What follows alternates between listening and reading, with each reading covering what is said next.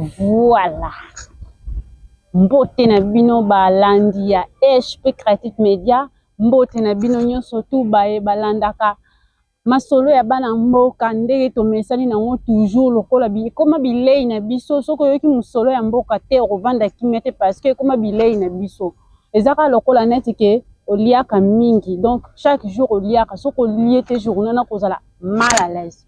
Voilà, merci na bino de botaka ebele ba fidèle abonné pe balandi ya HP Creative Media, Sarah Bitota, la lumière de la presse, na pesimbo tena na Kaluzi Tumwanda, pourquoi pas na papa Osé Amani. En tout cas, de grands merci à toi mon papa, na pesimbo te lisusu na famille Amani ainsi que famille ya rédaction HP Creative Media, na pesimbo te na batutu o bazali boso wana bazali boso liboso etando ikena ba smartphone pona kolanda biso ebandaka te ebandi déjà. En tout cas makambo tolobaka ke mwambe kotaka toujours zéro so bomoni présence na biso ça veut dire que info ezali info wana pe en tout cas eza tozobeta masolo ya mingi ya situation sécuritaire parce que la guerre devient facile quand on connaît bien son adversaire.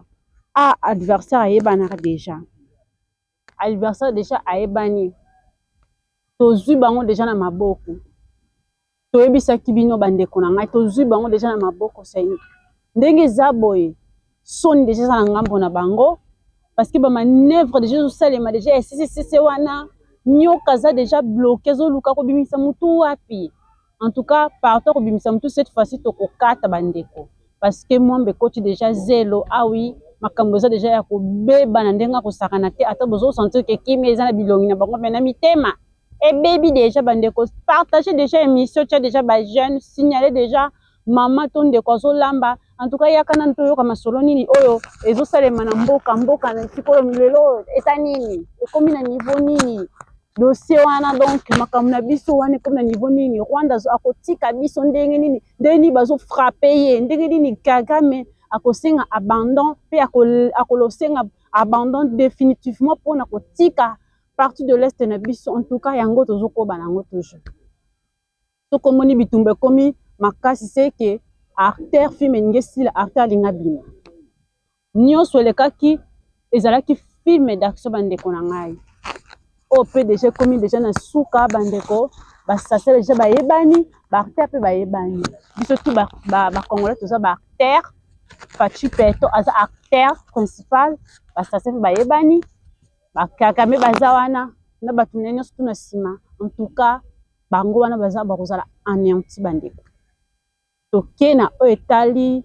En tout cas makambo ya mboka agitation eza na kote ya barebele na ndenge akosakana te barebele mikolo baza vraiment na kolela. En tout cas baza vraiment na kolela vraiment bazoloba o baprisonnier bakomisa biso baprisonnier ci lelo o bazolela kaka bakambo baprisonnier wana bazolela bandeko na nga makambo tolobaka ete wana eza mama na mutambo Kongo eza kaka moko mpona bakongolais bandeko na nga Kongo eza kaka moko mpona bakongolais bawana bazosenga baprisonnier oyo bango bakangaki po bakende wapi donc bakende kaka na Kongo to na Rwanda soki na Kongo ekoma lokola o Kongo do bainfiltre bakoteli biso baprisonnier ya Kongo bakesu na kote mosu ya Kongo wana eza déjà très bainfiltre.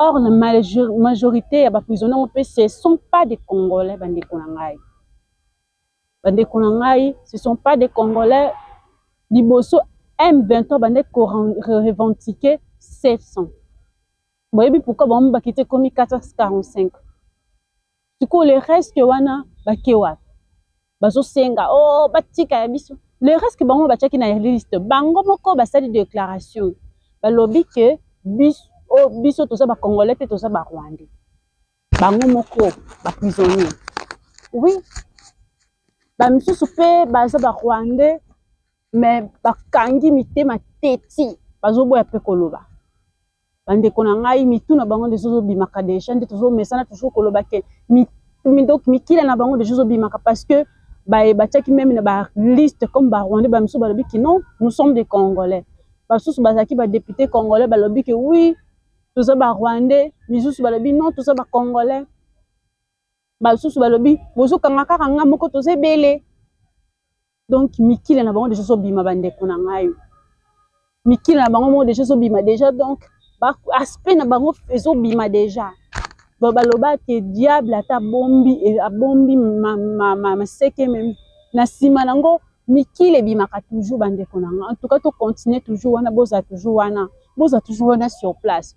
Tomesana kolobaki tolobaki autrefois que soki okoti oza na question na yo koposer ko hésiter na poser ba question toza wana HPK Media eza wana pour ko répondre na battente na bino bandeko na ngai. Bokoma bolaki bobenga. En tout cas masola mboka tozala vraiment tofungwama bandeko, tofungwama tokangama te bandeko na ngai. Donc bozala toujours wana, bozala souple na kotuna koposer ba question na ko like na kozala toujours wana. En tout cas eza likambo ya masekite, eza likambo ya mabele na biso.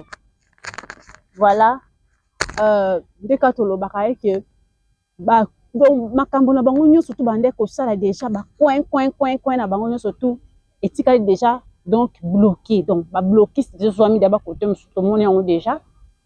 Donc nanga batu bayebaka te bakanisaka lokola ke akima na exil na problème ya liboso ya carré minier. Ba carré minier ezali ki juste eloko oyo se justifier ki oh nakimi parce que bakangaki ba carré minier nanga bazo menacer. Nanga akima déclaration ya muto chouche.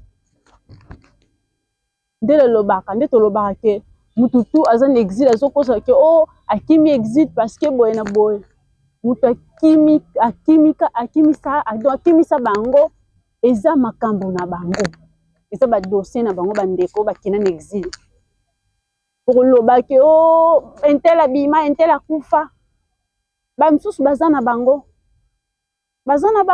Bakanga bango. Msusu bakimra bango na exil. Bandeko na ngai bozio kaka vraiment makambo oyo sérieusement parce que c'est makambo mboka na biso. Oh bande ko pesa ba valeur ba généraux ba o bando pesa ba valeur ba nini. Nikola ko welela ba presser ko welela en tout cas bande ko pesa bino ba lokumo général intel yona bakomi ko tchabino milongo lokola bana maternelle bandeko na nga parce que mabe déjà koti kati na bino parce que bokomi déjà na kare banguna.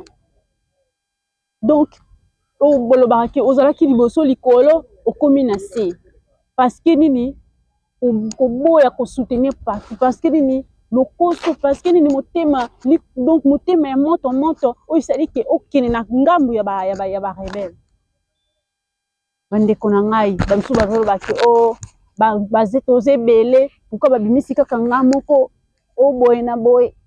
En tout cas bandeko liste ezali kaka nzambe pa zolala te bakobima kaka moko na moko bakobima bakokangama bakobima soki bango base dénoncer base renoncer déjà bakimi na bango na exil. En tout cas wana etali bango kuna pe bakokangama kaka kuna pe bakosuka kaka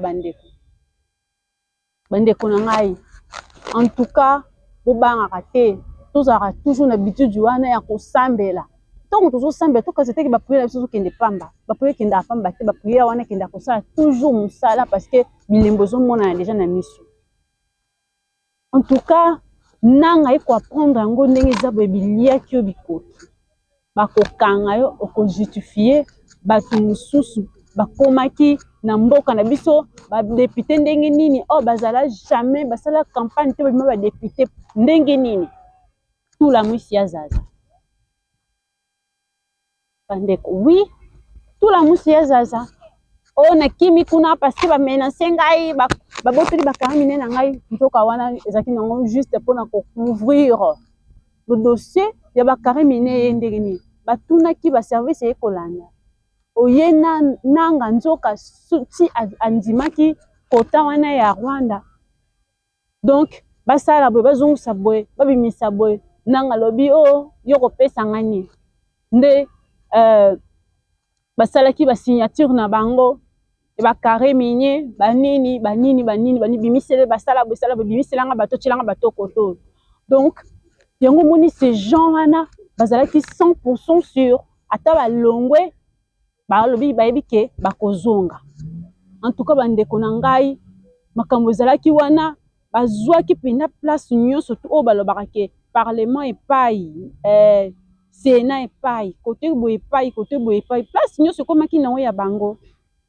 Tinde bakomaki na niveau wana parce que bazaki déjà na assurance que toza na mutu na biso. Nanga aza wana, intel aza wana akocouvrir biso. Alors Nzambe pe alalaka te bandeko na ngai. Ba plan na bango nyonso tout eza renversé. Mukolo na bango, to bala ba mukolo moko kolela awa. Nzambe pa sungi, mitu na bango déjà bimi. Ye wana nanga kima akoma déjà na exil, akoma déjà na côté ya Rwanda. Yango bango pe bijimo batika la bango ezate, mitu na bango zo monana. En tout cas, bandeko na ngai, mwambe koti déjà zelo. Pour Fati aye ko faire donc aye ko bebisa makambo na bango nyonso tout. Fati a bebiseli ye makambo ebele. Présence à Fati na pouvoir et bebiseli ye makambo ebele. Pe azaka ye moko te. Aza ye moko te bandeko. Oui. Donc à perdre contrôle ya diplomatie na Congo. Congo azo sala nini na o état de diplomatie. Azo a toujours surpris. Donc bazo a toujours surpris banguna.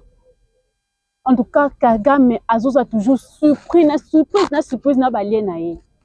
Balobi, comment mutu asali mukolo mikeka kaboy aye ko pesa mutu sanction, aye ko sanctionner mutu. Alors ba sous basala ba 18 ans, Kagame tika jamais ko sanction. Oui. Voilà.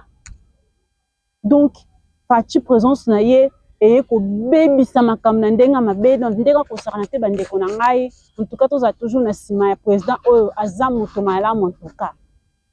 18 et salamaki awa to mona ki jamais sanction ya Kagame. Mais Fati ye awa. Combien de relations ba pays combien de relations oyo ba bendi nzoto na Rwanda. Combien de relations oyo ba tiki ba pesi Rwanda mu Congo.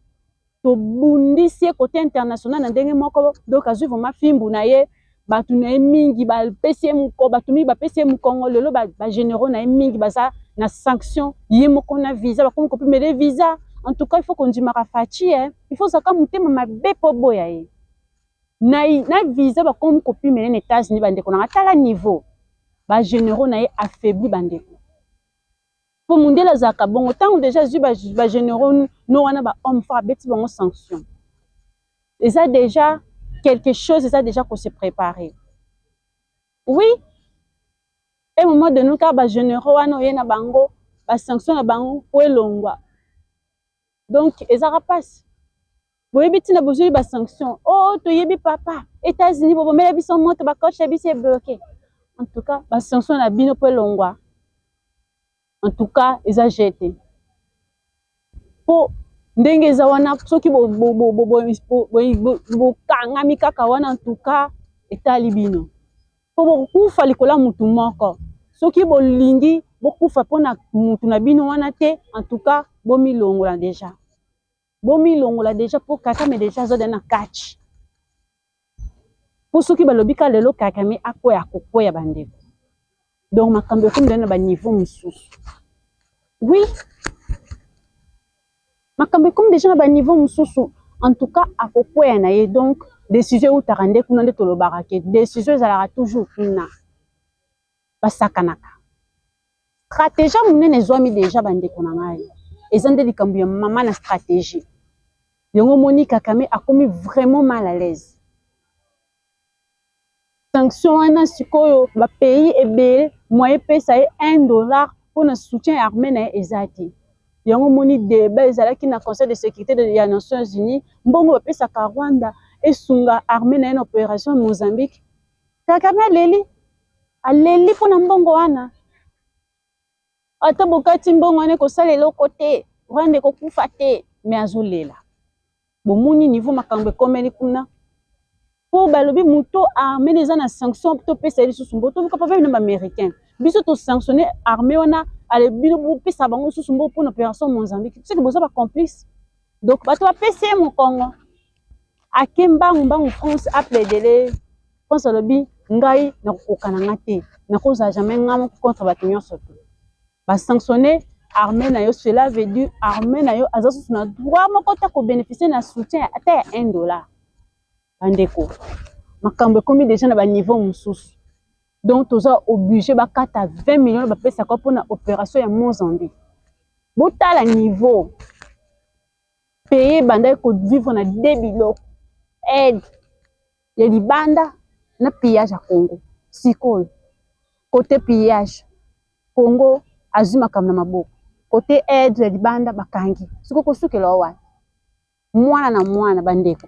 O baloba mwana benda maluka déjà solution ya libumu nao. Parce que billet yo déjà bikoki bandeko. Ayebi mutu ezaki mete bakotuna ngulu bandeko na ngai. Parce que o bandeko nyokola ezalaki pe bato. Maloba ya pache kokisa maloba tokene na ye tina suka donc contre mi moyen kokime isusu ezate otali gauche otali droite lobi kina okimela wapi. Donc ils ont mal choisi d'adversaire. Bon bakanisaki adversaire de bango ezaka pache ezaka biso nzoka adversaire de bango 100 millions de Congolais na sima. O baza derrière Fachi. Donc ezaka Fachi moko te baza ba Congolais nyo surtout baza wana. Ba Congolais nyo surtout baza wana bazo sa Fachi changer constitution. Ba pesi o tenter ba imposer la ki o guerre malgré guerre ozo continuer toujours na kosala mais ya tour oyo to lingi sikoto mona ke o sala na kimia nyo surtout. Changer constitution. En tout cas makambo il faut changer bandeko na oui. Voilà bandeko.